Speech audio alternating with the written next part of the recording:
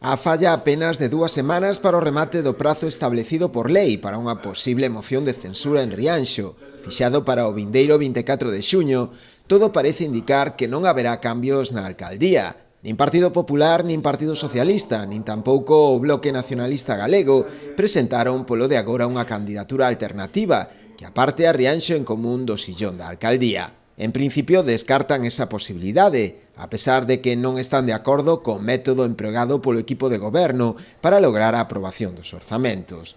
E, mentres tanto, o día a día no Concello segue da mesma forma. Nós seguimos traballando con esa expectativa de que a situación continúe ou de un xiro de 180 grados, pero os grupos que de momento se posicionaron públicamente descartaron esta situación, e o que ten que ver co día a día con eles, sigue sendo de cordialidade, de traballo, como se viña facendo, insisto, no marco do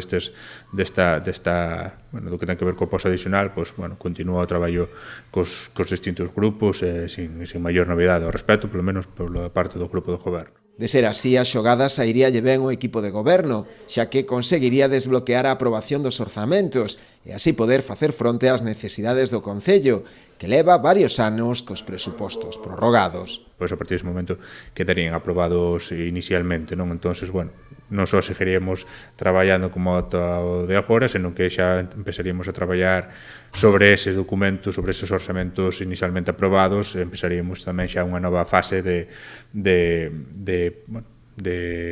posta en funcionamento de programas ou de posta a punto de distintas actuacións que neste momento están ainda nunha fase de diseño ou de stand-by, incluso tamén un pouco con esa perspectiva desa data, non?